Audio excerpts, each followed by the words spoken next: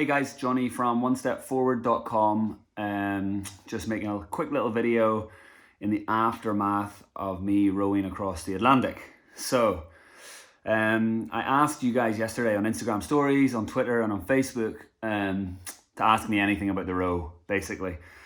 Because I know there's a lot of questions that you guys have about the crazy expedition that I've just been on and my emotional updates throughout it. So thought it would be the right thing to do to be able to answer all those questions. Also, before I rowed across the Atlantic, I felt really underprepared. So anyone who's considering rowing an ocean or considering rowing the Atlantic, hopefully this should help you guys too. So I'm currently in the UK anyway. My mum just left Ireland and she moved to the UK to be closer to my sister who moved here about 10 years ago. So I'm in my mum's new house. So apologies for any noise. There's workmen sorting it out and everything, but it's great to see my mum again and spend some time with her before I head back to Thailand. So how should we start? I've got a list of the questions on my laptop beside me here. I think I'm just going to read them out and then answer. Before I do that, I'm going to quickly run through the experience itself, just in case anyone's watching this that doesn't know what I've just done. So a few months ago, I signed up to row across the Atlantic in a team of 4 people. It leaves from the Canary Islands belonging to Spain, just off the coast of Africa, and you row human-powered, no sails, no engine, all the way across the Atlantic to nearly South America, to the Caribbean, to a country called Antigua. And that's about 3,200 miles, about 5,000 kilometers, and it takes, the world record's roughly a month, and it can take up to 2 months. And it took us 51 days. Which is quite slow because we went out of season. It's what now, 14th of May. I finished a week ago.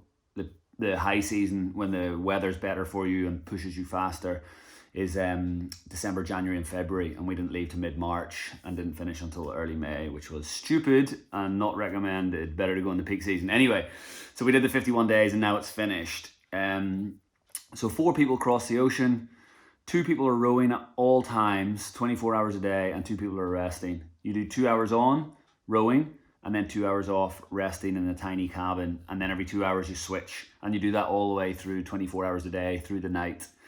You eat about 6,000 calories a day, maybe even more. You pretty much eat a proper meal at the end of every 2-hour shift. So you use dehydrated food that the military uses or food that you use up on high altitude mountains, which is basically like powder, and then you add water to it. It's all right, nothing special. We get fresh water from this big machine that's kind of like the size of a shoebox that's sitting in the bottom of the boat. It pulls in salt water from the ocean and it pushes out desalinated water. But the problem with that water is it cleans everything, the salt, but it also cleans all the minerals and everything too. So there's no goodness in it, apart from the fact that it rehydrates you. And then we have a little gas boiler that boils that water, and then that's what we use to rehydrate the food. So in those 2 hours off, so you do 2 hours rowing, solid rowing, and then 2 hours off. During the 2 hours off, you have to tend to all your wounds.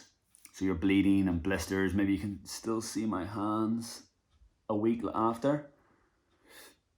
Starting to recover, and your bum's in a mess, blisters and everything. So you have to tend to your wounds, and that maybe takes 10 minutes or so, creams and plasters and band-aids, whatever. And then you have to prepare your food, which takes about 15 minutes or so. Eat your food, another 10 minutes or so. So normally that takes about 30 or 40 minutes. And then you have to wake up 10 or 15 minutes before the 2 hours ends to put on your clothes. If it's a storm outside, you need to put your big wet weather gear on and stuff. So you basically have about an hour off, maybe 45 minutes. And during that time then, you can either use that time to look at your photographs or to use the satellite phone to contact your loved ones or use Telegram. We had a bit of an internet connection there, but only for one app. So yeah, you normally average about 30 minutes sleep during that 2 hours off. So it's not a lot.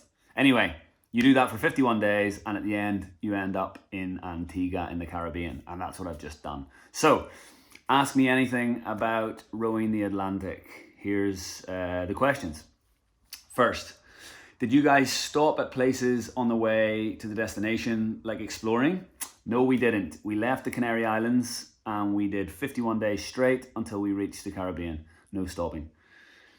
On a scale of 1 to 10, how dangerous would you think the row is? And that's a great question. I don't actually think it's that dangerous. People have died doing it, of course, like all these crazy expeditions, but the boat, and I'm reluctant to say this as an Irishman because the Titanic was built in Ireland, the boat is unsinkable, almost. The hatch, which is like the little cabin that you sleep in, if you close the hatch doors, it becomes watertight.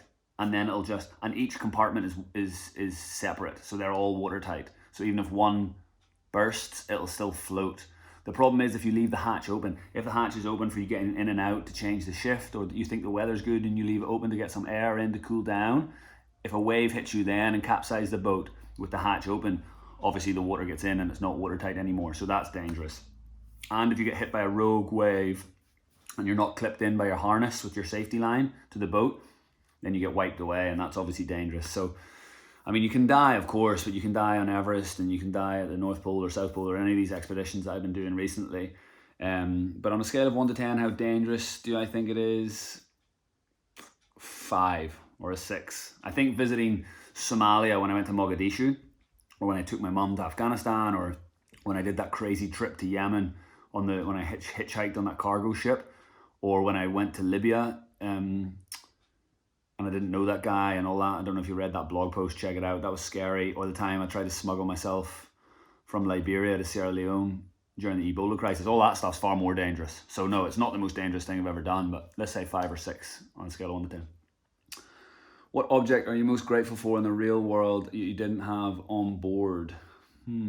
This is a sad answer. Apart from my loved ones, of course, my MacBook. That's given me the freedom and the money to live the life I live. I know I wish I could say it's some disconnected book of wisdom, but no, it's my MacBook, my laptop. Have your dreams been weird since you got back to land? No, the first few days I was pretty drunk every night, partying, so that was a half sleep, and since then I've been sleeping like the dead. Do you think the row will have any long-term effect on your health?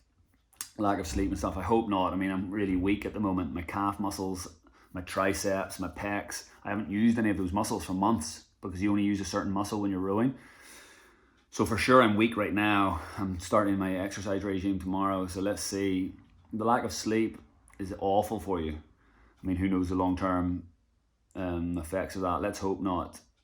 Anyway, I'd say it's probably worth it because it's something I wanted to do and I knew that the sacrifices that would require, but I hope not, but time will tell. What makes you most fulfilled in every day? To be able to do the things I want to do, to set my goals, and then to strive towards those goals, and then reach a point where I can either fail or achieve my goal.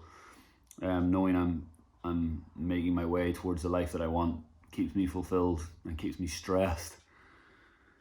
What have you learned from the past adventure? I learned something really important actually on this. So I was rowing with Martin. If you see the photographs on my Instagram or my Facebook or whatever, you see he's the older guy, and there's 4 of us on the boat, and I was partnered with the older guy, and the other 2 guys rowed together for the whole time. And the first month, or let's say 2 or 3 weeks, I was getting really frustrated with Martin, because if you guys have followed me, you know that when I do these ultra marathons or high altitude mountains or whatever goal I've set, I kill myself for that goal. So when I was rowing with Martin, I expected all 4 of us to kill ourselves, and Pritch was also killing himself, and Billy's done a lot of rowing as well. And in my opinion, Martin wasn't killing himself to the point that his hands looked like mine and you can hardly breathe or hardly talk or anything. So for weeks I was like, why is he not trying hard enough? And I kind of said to him, like, why aren't you trying hard? He's like, I am trying hard. Like, this is my maximum effort. And I realized that, like, what I think is trying hard and what other people's trying hard are 2 very different things. And although that frustrated me, I had this epiphany halfway through the journey that, like, Martin wasn't on Johnny Ward's expedition. Martin was on his own journey, living his own life, and what he constitutes as hard work and what I constitute as hard work is 2 different things, and that's completely fine. He doesn't have to live within the parameters that I choose to live. I don't get to set someone else's rules. And as soon as I had that switch in my mind, then, I mean, I get on with him socially very well anyway, but then both with the rowing and socially within the boat, I got on far better with him. I let him row at whatever speed he wanted to row in the background, and he let me row at whatever speed I wanted to row in the driving seat. So I continued to kill myself every day. He continued to work as hard as he thought he was working, and it was fine. I carried on my journey, and he carried on as his, and I were great friends. And I feel like I've carried those expectations of people doing, of believing that people should do what I think is right throughout all my expeditions. And it was selfish and arrogant, actually, to think that people should follow the rules that I set. Why should they? They're on their own journey. So hopefully I've learned that people don't have to adhere to the things that I believe. Anyway, I could speak about that all day. Do I have any access to the football results? Of course I did. I made sure I had that sewn up before I left. I'm a massive Liverpool fan, and I know every goal and every loss. It's been a tough season, but yes, football I was connected with. Did I make a plan for your mental health before I set off? No, and it was a massive mistake because I struggled so much mentally, especially the first month. First month was the worst month of my life. And I wasn't expecting it to be this mental challenge. I thought it would be this physical challenge, and during my off time I would just sleep and then get ready to kill myself again on the physical side. But actually it was just a mental battle. 2 hours just thinking, 2 hours of rowing, thinking the whole time, 2 hours of resting, thinking the whole time. And because I'm like a neurotic guy, I couldn't really sleep during my 2 hours off, sleeping right beside a stranger, shoulder to shoulder. So I sometimes just sat there for 2 hours, not sleeping. Not sometimes, often I did this, just overthinking. So no, I didn't prepare mentally, and I should have, and it was tough. Was there any point where I had a genuine fear for my life? I'm quite scared of the ocean because I'm not a great swimmer. I can't really swim in a traditional sense. I can splash around in a hotel pool, but no, I can't swim. So when the big waves, like building size waves, came, I was kind of thinking, holy shit, this is actually pretty scary. And a couple of times a wave would like hit me from the side, and I got flung off my seat to the side of the boat, or the edge of the boat. But thankfully I was clipped in, so I didn't fall in. And I just thought, wow, if I just forgot to clip in, I'd just be gone. So yeah, sometimes I did think like, it would be quite easy to die out here.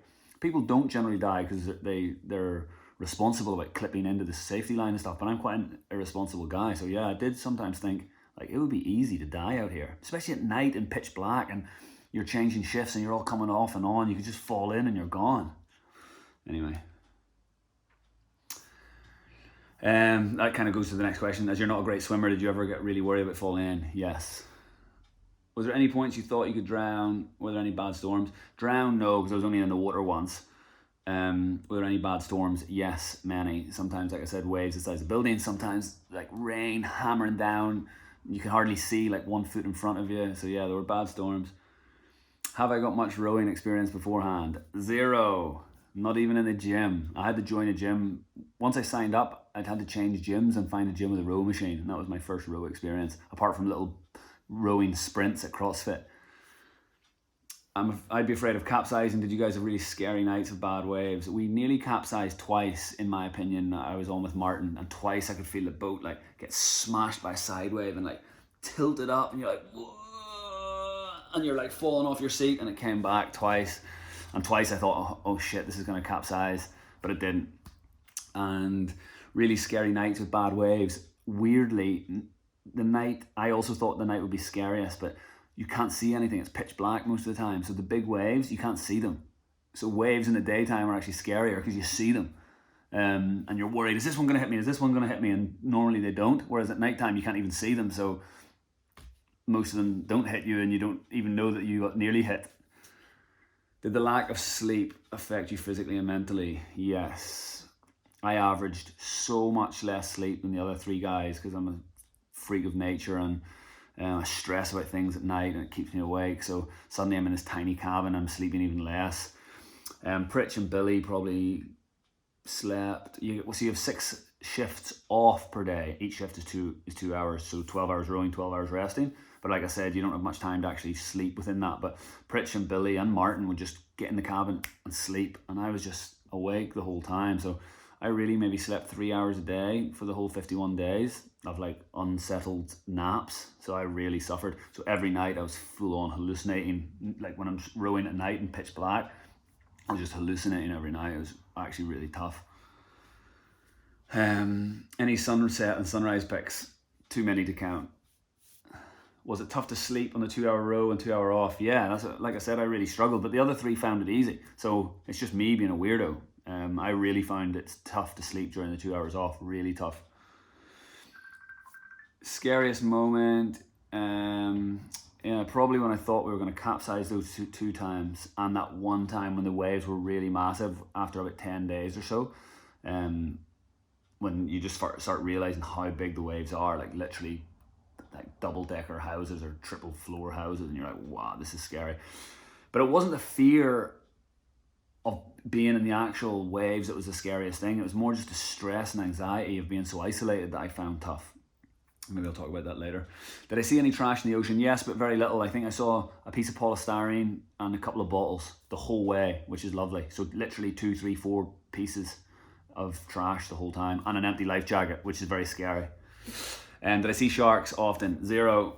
What's my next adventure? Very good question. I'm taking my mum and 24 other people to the Serengeti in Tanzania to do the Serengeti Marathon to raise money for Cure Parkinson's. My mum's got Parkinson's, so she's going to be walking either the 10K or the half marathon, depending how bad her Parkinson's is. And the rest of the group will also get to choose between doing a 10K, a half marathon, or a marathon. And we're doing that in November. So please help us raise money for that. It's going to be fun. And after that, we've got a school build with my non-profit Medita Adventures. But I guess actually, if you ask me what my next adventure is, it's probably getting married. I'm legally married, but actually we postponed the ceremony because of COVID and then because of my row. So that's probably my next adventure when I go back to Thailand. Did you stop every day for sunset? Nope. We only stopped once the entire 51 days to swim. Other than that, you're just rowing. Because the more you stop, the slower the delay, the slower you arrive. What was on your mind the most? Oh God, I can't answer that question in this little video. Just everything. A lot of negative stuff for the first month and then more positive stuff in the second month. All the mistakes you made, all the weaknesses, all the things you should have done instead of the things you did do.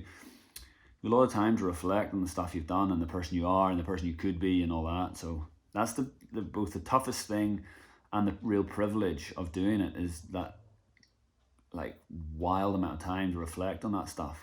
And I used it, and I hope.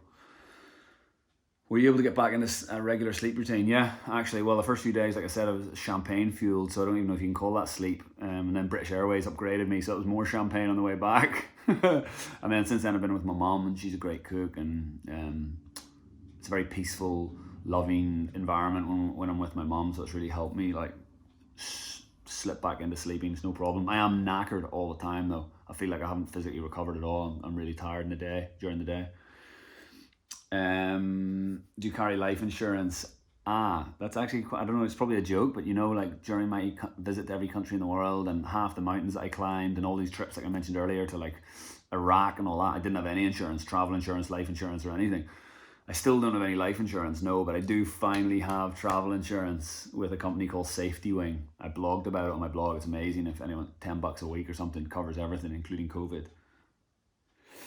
What's the most surprising thing you saw at sea? Honestly, it's monotonous. It's boring. It sounds like it's going to be some beautiful adventure. It's boring every day. You don't see anything. The most exciting thing I saw was probably opening my snack pack and seeing the Mars bar and Snickers that I bought for myself as a treat. You don't see anything. I guess dolphins the first few days was pretty cool. And then we saw them every day for about 10 days. And then we just saw nothing until we got to Antigua. Oh, so that's the most exciting thing I saw. The island of Antigua after 50 days, knowing that I only had 1 day left. Ever thought about rowing the entire Amazon? Yeah, that'd be cool. I would love to do that. Did you row through the night or anchor? No, we never anchored. We never stopped. Relentless. How did you deal with the lack of privacy? Oh, it was grim. You don't have 1 second that you don't have someone in your eyesight. It's not really, like humans, I know we're tribal and we're pack animals at heart, but we still like to have our privacy. And also like if you're stressed or sad or whatever, you just want to close a door and be on your own. So the lack of privacy I really found tough actually. And when I was dreaming about finishing, all I dreamt about was having some privacy. I didn't dream about the food or the booze or the coffee, which all was great, but I just dreamt about the privacy. It was really hard not having privacy for 2 months. The best moment at sea was probably the halfway point, because then I realized that actually we're going to tame this beast. It might actually be possible that we finish before I jump overboard. Would you do it twice? I would never do a group of 4. The lack of privacy and the lack of space, I think it's madness to do it in a 4, to be honest. To do it in a two or to do it solo would be much easier, and I would consider doing another ocean either solo or with a good friend. Yeah. How smelly was the cabin on the last day? You don't want to know, and you don't want to be in it. What was the hardest bit? What was the easiest bit? The hardest bit was the isolation and the loneliness, being stuck out there. And even though you kind of think it's free, it's actually super claustrophobic. And what was the easiest bit? I thought the actual rowing, the physical side, was easier than I expected, so that was fine. And the food was also fine because I've been climbing a lot of mountains recently, so I'm kind of used to that crappy dehydrated food. I don't mind it. That was easy. What was my biggest fear before setting off, and did you have to face it? Good question. My biggest fear was at a few. One was, I know I'm quite an intense guy, so I was worried that if there was any arguments that they would involve me, and I didn't want to upset the energy in the boat because I'm all about that positive stuff. And thankfully, no, I didn't have to face that, so there was no arguments for the whole 8 weeks. That was great. And what was my other fear? Being cramped in and not having any privacy and space. And did I have to face that? Fucking hell, yes, I had to face that, and it was shit. That was the worst thing about it. I knew it was going to be bad, and it was worse than I thought. So yeah, have to get on with it. How much of the financial side of it did you have to organise? Good question. I guess you're thinking about doing it, TJ. So when you sign up to row an ocean, you have to, I guess, roughly price it at $100,000. Very roughly. The boat costs like $30,000, $40,000, $50,000. The kit, all the tech, like the GPS stuff and the satellite and all that's probably 10, 20 grand. All your food's another 5 grand. It's expensive.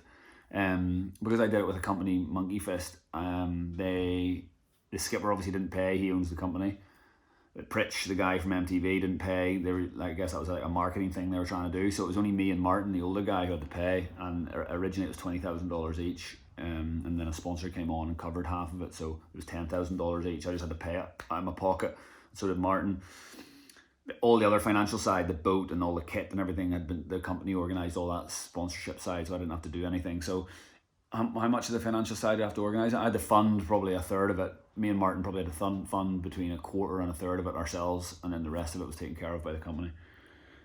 How did you clean yourselves, and what was the toilet situation like, and was it awkward with the toilet? How do we clean ourselves? Well, very rarely for a start. We have wet wipes that you use to clean like your legs and your bum and stuff to keep the salt crystals off because they grind and give you blisters and all that. But in terms of like full wet wipe shower, very rarely. I think I did it maybe 2 or 3 times in the 51 days. So you're just pretty stinky the whole time. And then once at that midway point, we jumped in the ocean and then came out and washed ourselves with shower gel and stuff. So it was one wash really the whole time in 7 or 8 weeks. So you're just pretty disgusting the whole time, to be honest. But you're all in the same boat, figuratively, literally. So it's not too bad. Toilet situation, if you look at the photographs of the boat, the long boat, and then one of you sitting rowing, and then there's another person behind you sitting rowing, and then there's just literally a bucket, like a bucket you buy in a hardware store, behind the second guy, and you just sit down and do what you need to do. It was awkward for all of about 1 minute. And then after that, you just break through it. You're just so many times that you're naked and you're tending to your wounds and stuff, all 4 of you. You very quickly break out of that prudish kind of nature that we all carry. And when you're in that really close proximity to each other and you're all injured and it's really tough physically in terms of the wear and tear on your body, you just break through that very quickly. Although I'm quite happy there's no women on the boat. I don't know, like, would I have a barrier doing that? Cross genders. I don't know, I guess you just break through that too. What's next? Did you brush your teeth? Probably. And let's not talk about flossing. Flossing, yes, not very often. Brushing my teeth, yes, once or twice a day. Thank you, Janice. How hard was the lack of constant sleep? And how's your sleeping been? I can't answer that. I really struggled with the lack of sleep. And my sleeping actually now I'm out is fine.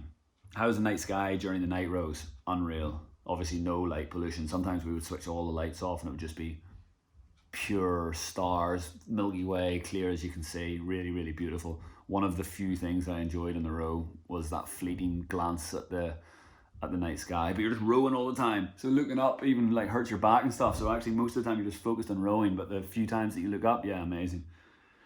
Would I do it again? Only for a world record. Was there anything that truly scared me? No, not really. What preparation do you wish you had done before the crossing? And what did I do well and what did I do poorly? What did I do well? I rode well. I know I pulled my weight in the row. I think I did at least a quarter of the work between the four of us, and perhaps maybe the most. I know I killed myself. I certainly know my hands were shredded, my body was shredded, so I certainly know that I did the actual rowing well. What did I do poorly? I dealt with the isolation and loneliness quite poorly. I was really sad and really down for a month. I was like crying every time I was trying to sleep, thinking like, oh, I've made a mistake. Why am I here? Blah, blah, blah. So I dealt with the mental side poorly. And what preparation do I wish I would, my instant answer would be I should prepare mentally, but I don't even know what that means. How do you prepare mentally to be stuck in a tiny space? Like, the way I would explain it is like, think of your kitchen table or your dining room table in your house, and then imagine 4 people living underneath that 2 at a time. And that's what you have to do for the 2 months. I don't know how you can prepare for that, to be honest. So yeah, I was underprepared, but I don't know what I could do to prepare for like such a weird setup. Just checking that was recording, so I'm not talking to myself. Do you wish you packed a razor, scissors, clippers, shears to deal with that horrible beard? No way. You got to grow a beard and these kind of things. Any disagreements, arguments, disputes between the team members, and was it a challenge not to get on each other's nerves? I didn't argue with anyone, which is quite an amazement for anyone who knows me. Pritch didn't really argue with anyone, and Billy didn't. The only friction was, which is quite fleeting, was Martin, the older guy, would sometimes get a bit worn down and ask for the music to be switched down or snap at Billy or Pritch, but generally that would be a 30-second thing. So no, there was no arguments. Quite amazing. Capsizing close calls, I already answered. All right. What was your motivation to keep going when you're at your low points? This is the thing about ocean rowing, is that I know you guys probably think like people who do this are legends, but it's not quite like that, because you can't get off. You're in the middle of the ocean. You cannot get off. Helicopters can't reach you. So yeah, what's your motivation to keep going when you're at your low points? You just have to keep going. You literally, what's the alternative? Just lie down. So yeah, you don't have to be that motivated, because you're just in it and you have to do it, because there's literally no way off. So you might as well row. There's only one way off, and that's to get to the other side. You might as well bloody row. I only posted about swimming once. Why didn't you swim more? Quite simple. There's 2 reasons. One, any time that you're not rowing delays your arrival, and the whole experience is pretty miserable, so you want to get to the other side as quickly as possible. And number 2 is that the seas are rarely calm enough for you to swim. It's normally like really wavy. So yeah, the sea has to be perfect conditions for you to swim. So then you would need to be at the right point of the expedition to swim, and the weather needs to be right. So you just generally don't do it that often. I didn't look like I have solid food while I was rowing. How did that affect me? Fine. That expedition food stuff is just fine. It's full of nutrients, also full of sugar, but it does the job. Did you tuck into a big steak, or did you have to ease back into proper food? And did you catch any fish? Vegetarian, no meat for life. So no, I didn't do that. Any close encounters with sharks, whales, turtles, or fish? Will you ever repeat the same route rowing? We saw loads of dolphins, saw a few turtles, no sharks or whales, and I saw 1 marlin. We almost saw nothing, just ocean every day. It's mental. And would I repeat the same route rowing only to break a world record? I wouldn't just do it for fun, because it's not fun. How long did it take you to readjust to being back on land in terms of being wobbly? Ages. So weird. You know, when I got off in Antigua, they handed me a glass of champagne, drunk that in 5 seconds, or more like half a second, and then they handed me another thing of champagne. I just dropped it as if I was drunk, because I was just wobbling around. That took about 4 or 5 days actually before I was normal again. And every morning I would wake up and like get out of bed, and instantly I'd be like dizzy, like whoa, because you've been used to the waves. So yeah, 3, 4, 5 days. I noticed that you find the mental side tough. Will this change how you approach the rest of your goals in your life? Are you going to change anything out of it?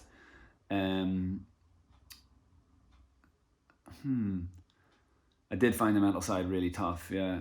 Will this change how I approach it? Yeah, I hope so. I hope I'm less selfish, both about the people that I do the expeditions with and towards my loved ones, my Ja, my wife, and my mum.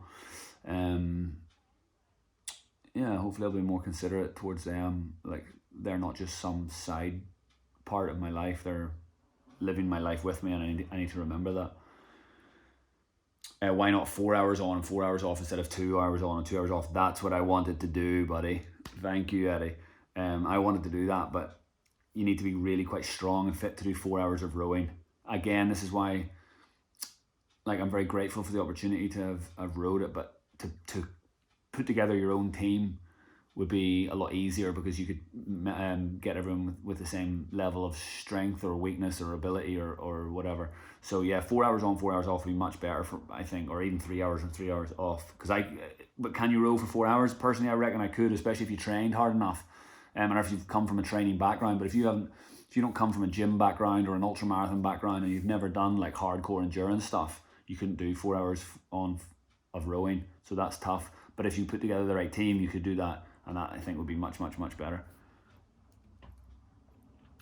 How was it being away from Liverpool's season? If it had been last season, it would have been a nightmare. Missing this season's been kind of okay. If I could go back before it all began, what 3 things would you do differently? Cheers, Rocket. I don't know, mate, because it was such a tough experience. I hope I would still do it for a start. That'd be one thing. Can't do much differently. I wouldn't put on those extra kilos that they tell you to put on. I think that's a bit of a cop-out. But physically I was fine. It's just the mental side that I found tough, and I don't know how I would prepare for that. I would need to speak to some like experts about that. I'm not sure. How is the body healing up? Am I getting enough protein? Any lingering health effects? Enough protein, yeah. On the row, like, there was no meat, but loads of protein. There's vegetarians and vegans, like, you can have a high protein diet without eating meat, so that's no problem. How am my body healing up? Okay, a bit slower than I hoped. I'm going to start my workout regimes tomorrow, so let's see, but I think it's going to take a few months. Was there any day that you felt that you can't keep rowing, and what was the motivation towards the success?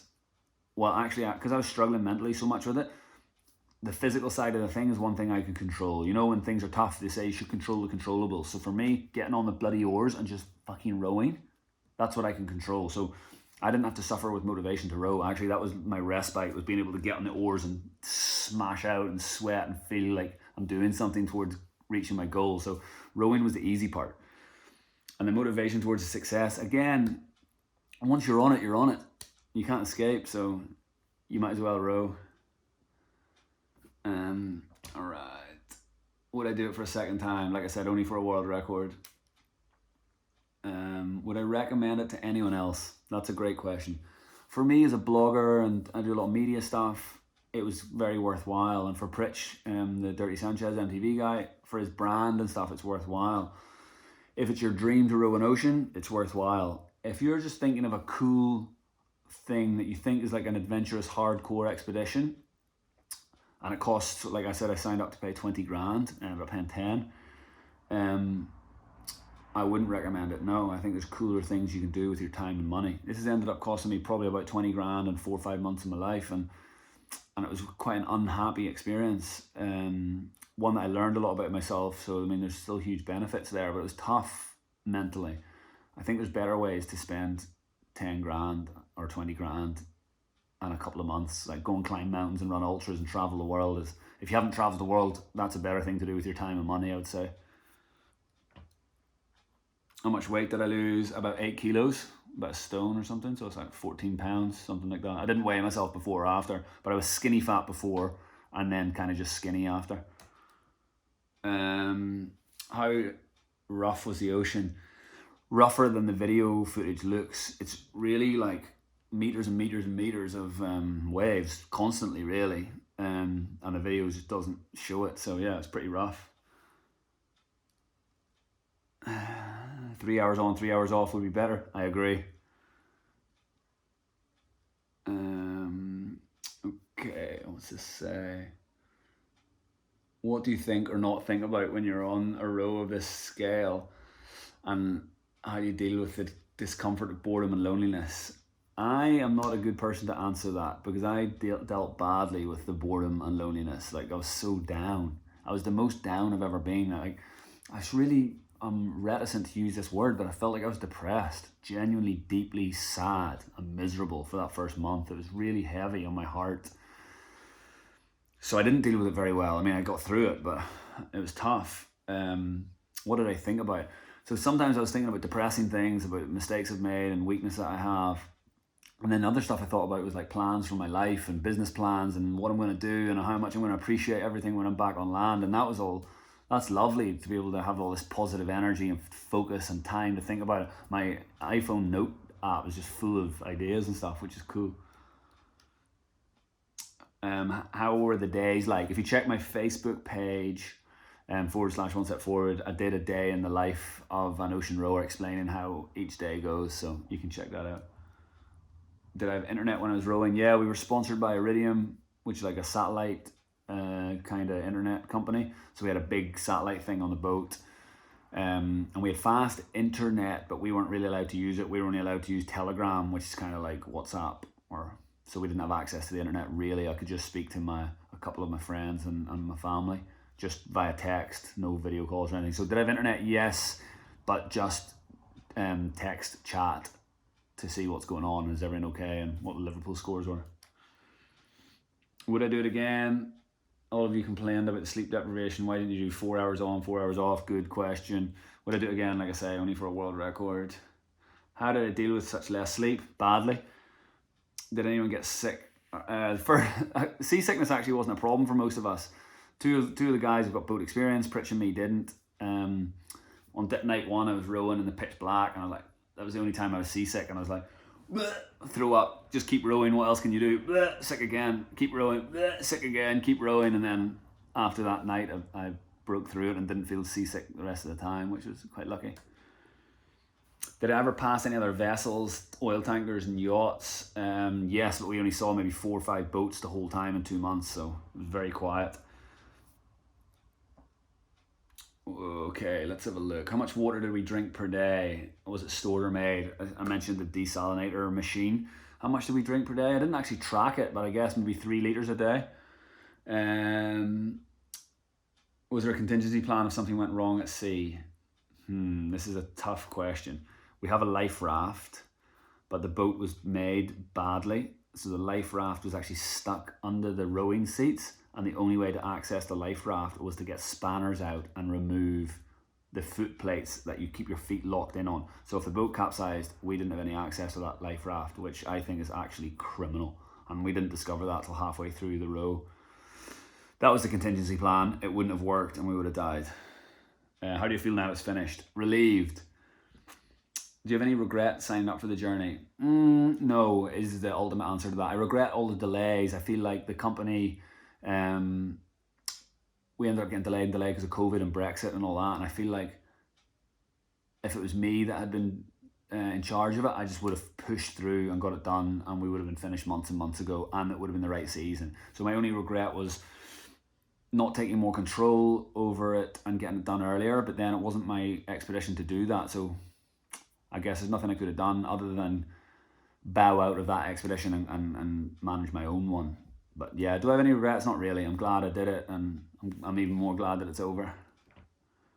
How much training did you do for it? For the actual rowing, not much. I'd just done an ultra marathon, 200 kilometer ultra marathon, like 2 weeks before I signed up for it, so I was really fit anyway. And then I just did like 2 hours on a row machine every day leading up to it. Did I know the lads before the trip? And whose idea was it to row? No, I didn't know anyone. So we met each other for the first time when we got to the Canary Islands and got ready for the boat. Whose idea was it? It was the company. They've done it a couple of times, so I managed to jump on board with them. How did I decide to row across the Atlantic? I was once running an ultra marathon, 260 miles or kilometers, I can't remember. No, I think it was miles, was it? Maybe like 300 kilometers or something like that through the Sahara Desert. And one day I ran a marathon on day 3, and I did it with a Marine, a UK one, and he had rowed across the Atlantic, and I was like, wow, amazing, how do I do that? And he put me in contact with people, and long story short, 2 years later I got the opportunity to do it. So that's how I decided. What else have we got going on here? There's so many. Did you ever want to push one of the other guys overboard? No, honestly, no. They were lovely, lovely guys. The team, honestly, really lovely guys. What was the poo situation? In the bucket, publicly, wash the bucket out, take it in turns. If you were doing it again, what would you change? Group of 6 for more sleep? Absolutely not. The more people, it's harder. I used to think that the people who did it solo or in twos were more legends than the people who did it in groups of 4 or 6. It's not true. If you're thinking about rowing an ocean, it's easier to do it solo or with 2. The bigger the group it is, the harder the experience is. So if I was to do it again, I would do it solo or 2. How many calories did I eat? About 6,000. What's the cost in taking on an adventure like that? I kind of covered that, but if you're starting from scratch, you got to factor the best part of $100,000, and hopefully you might be able to get it down to like 50, 60,000. And if there's 4 of you, then that's $15,000 each, let's say. So it's expensive, but most people get sponsors and spend a year or 2 chasing sponsors, which is really tough. Any close calls, accidents, and injuries? Yeah, I still can't straighten you can see my hands like from the wear and tear, but also I can't straighten my hands, and I can't make a fist. It's called rower's claw or something, devil's claw or something it's called. I can't. So there's a lot of injuries really. I pulled a muscle in my back, on my lower back during the row, so I had to take it easy for a day or 2 once or twice. I had like a rash in my groin that wouldn't go away because you're constantly wet. That was horrible. I was on a kind of antibiotics for that. You're just pretty run down generally, and you just kind of got to keep going. Did I feel safe on the boat considering I'm in the middle of the ocean? I wouldn't say I felt safe. I think I had this, like I mentioned, a kind of level of anxiety constantly, that when I landed in Antigua, that anxiety lifted. So I clearly didn't feel safe deep down, which probably didn't help my my sleep patterns either. Would you do it again when you're older? Yeah, kind of only solo though. How am I? Good question. I don't know yet. I'm happy that it's over, and now I'm trying to piece my life back together again. Was I getting on with the red results? Yeah, and it wasn't. That's Liverpool, by the way. The Liverpool results weren't helping my motivation. Let me tell you that. How dangerous is it? Did you get to see beautiful clear skies? Yes, the skies were really beautiful. Skies, sunsets, night and day, beautiful. How do you top this apart from climbing Everest? Well, I am about to climb Everest. I'm going to announce it this week. And then I'm also in the process of sorting out a trip to the South Pole and to climb the highest mountain in Antarctica. So that's my next stuff. Most of the questions here are about sickness and about sleep and about the poop situation. How did you keep clean without a shower? We didn't really.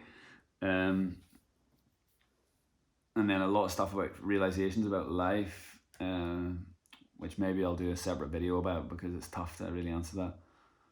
The scariest, would you row across the Pacific? Yeah, like I said, if it was solo or in a 2 and for a world record, yeah, I would. Did you feel the diet was a struggle? For me, not. I just understand that the food is fuel when you do expeditions. Was it boring? Yes, really boring.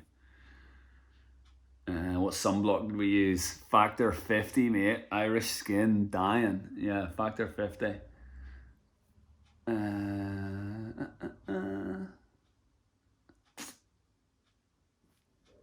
Why the fuck would you ever want to do that to yourself? Good question.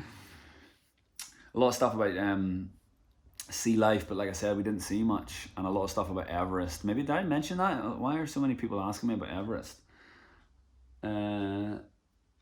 Does a part of me feel like you want to be back out in the ocean again? Zero thinks that. I am delighted to be off the ocean. What strategies did you use to help get you through the darkest moments? And that's a great question. I listened to Jack Johnson at sunset to try to chill me out, and I use a lot of Audible books to help me like try just to think about something else, but that's more escapism than coping, so I'm not sure that's good advice. What was the daily routine? I think I covered that. Weight loss and muscle gain. Weight loss about 8 kilos, I mentioned. Muscle gain, 0. I've lost my pecs, lost my triceps, lost my quads, all my muscles are gone. I was in quite good shape before I left. It's heartbreaking. So the long, slow journey to being in good shape again will start. What's my motivation? Yeah, you seem quite down. Was it genuinely worth it overall? It's such a good question that I do think for me it was, because I've avoided self-reflection and introspection for my whole 10 years of visiting every country and blogging and making all that money and all that. So for me, it was a really painful way to learn some important lessons. So it was worth it. It was just a very painful way to learn those lessons. How do you cope psychologically having no escape? It's tough, bro. Really tough. A lot of stuff about money, a lot of stuff about toilets, a lot of stuff about me rowing. I've got zero experience. Any big swells or waves? Massive. How much training? Well, I'm always training, to be honest, so not for a row, but I try to train every day anyway. If someone offered you 10 grand to row back across the Atlantic to where you started, would you do it? Nope, no chance.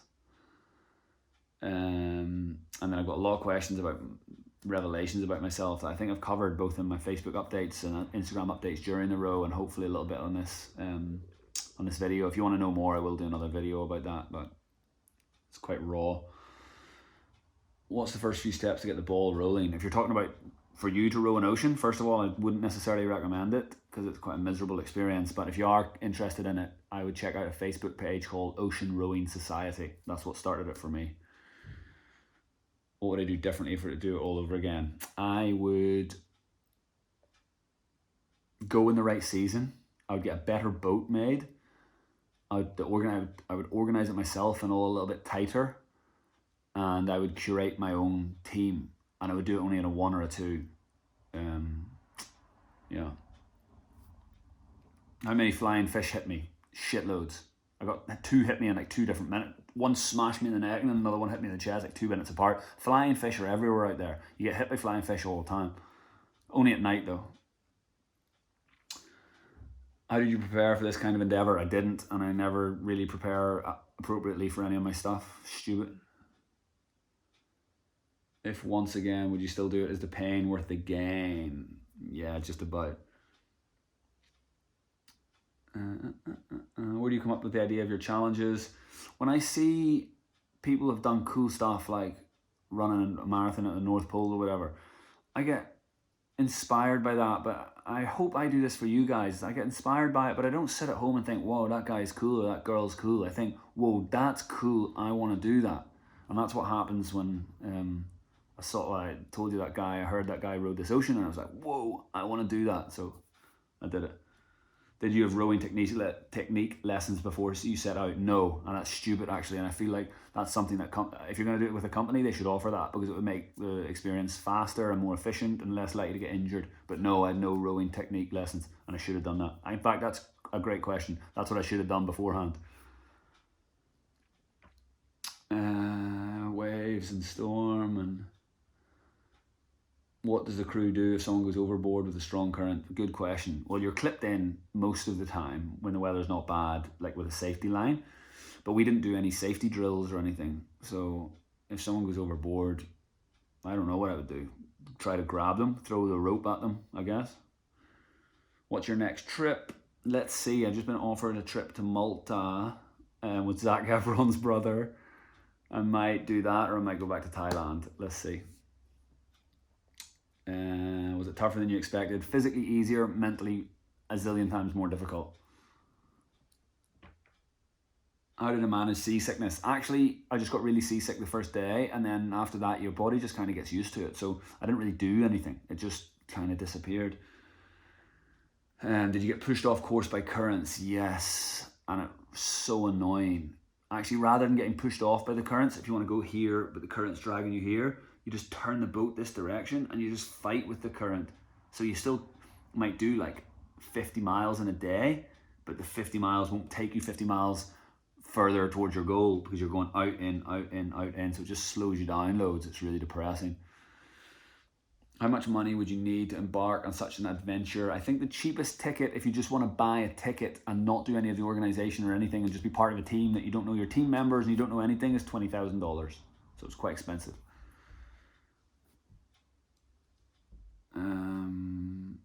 Did you carry your water? No, we had it. Is there enough at the time? Is there enough water to drink? Yes, there is. Yeah. Was there a toilet on board? No. How did you have Wi-Fi? We had that machine that did it for us. Did you ever think you were uncertain of returning to your home? No, I always knew we would come back. Just when you're in the middle of, like, when it's in week 2 or week 3 and you're so miserable and it's such a small space and you're uncomfortable, you know you're going to get home, but it just feels so far away, and that's why I got so down. What else? Was there any other support boats to supply you with emergency assistance? No, nothing. Completely unsupported. And when you're in the middle of the Atlantic, helicopters can't reach you or anything, so you're completely on your own. That's kind of scary, actually. How did you stay so happy even in such tension? I was not happy, I promise you that. It was the most unhappy time of my life. What did you miss most while you were away? I missed the freedom to do what I want, even if it just means going to Starbucks with my laptop to do some work or call my mom or something. I just had no freedom. You're just completely trapped. How can a small boat make it through big waves? Aren't you afraid of sinking? Kind of, yeah, but it's like a cork. If you just drop a cork in the ocean, that doesn't sink either. The boats are kind of designed like a cork, so if you capsize, you should just come back again. So that's how, or so they tell you anyway. We didn't capsize to test it, so who knows. I expected to be more sunburnt. Why not? Factor 50 sunscreen, and often I wore like a long sleeve shirt and a big hat and stuff to cover. I wasn't like shirtless the whole time. I know a lot of the content we put online was like that, but often I was wearing long sleeve shirts. What else? What was my reaction when I first saw land again? I went wild because I knew it was over. It was just relief and ecstatic happiness. Yeah, I went wild, screaming and everything. You know how some people like do over the top emotions, and you think, like, especially like on American TV, and you're like, oh, that's annoying. I was actually doing that, genuinely screaming, whoa, whoa, whoa. It's cool. What hallucinations did you have? So many. One night I felt when I was rowing and it was pitch black, I thought there was I thought a boat crashed in front of us, and then there was like debris all over the ocean. It was all in my mind. It was completely empty. And I picked up a piece of the debris and I was trying to throw the debris out of the way so that our boat could go through. And I threw the debris out of the way, and then I hear this massive smash on the boat, and I had thrown the oar. And actually there was no debris, and I'd actually just pick my oar up and throw my oar off the boat. But thankfully the oar's attached, so it's like smashing off the boat and everything. And I was like, whoa, what's going on? Pick my oar up and just keep rowing again. So I hallucinated all the time. I kept thinking there was buildings everywhere. I kept thinking guys were walking up to me. It's mad. How do you get into something like that? And yeah, it's a good question. And that's what I used to think, and that's really what I want my channel and my blog and stuff to show, that you can come from a working class background or a single parent background, and you can go to a normal school. You don't have to be posh to do stuff like this. So I got into it just by joining that Facebook group that I mentioned to you guys, and then you just keep your ear close to the ground. They're always looking for people to join and help raise money. It just comes down to finances and sponsorship and stuff. So you either have to pay a lot of money or be prepared to spend like 6 to 18 months like chasing sponsors, asking people to sponsor you and stuff, which is also fine too, but that's a chore. And that's it. Well, most of the questions, I left all the ones, the weirdo internet people out, but that's the bulk of the questions. I really hope that helped anyone who's considering ocean rowing, or any of you guys who just watched my row and thought, that's ridiculous, you're an idiot. I hope this kind of shed some light on the experience. Yeah, it was a wild ride for me. I'm going to put together a little video of the experience with the help of an editor, I hope, because I can't do that stuff. And that's it really, guys. If you've got any other questions, let me know. I'll be happy to answer. Check out my Instagram at One Step Forward with the number 4, and you can DM me there or send me an email. I'll be blogging all this stuff, which will help also anyone who wants to do this in the future as well. And yeah, thanks for following. Thanks for listening to me moan about my emotions for 2 months, and thanks for now celebrating with me as I'm free again. We did it. $20,000 raised for charity. Those charities are still available on my Facebook page. We're still accepting donations.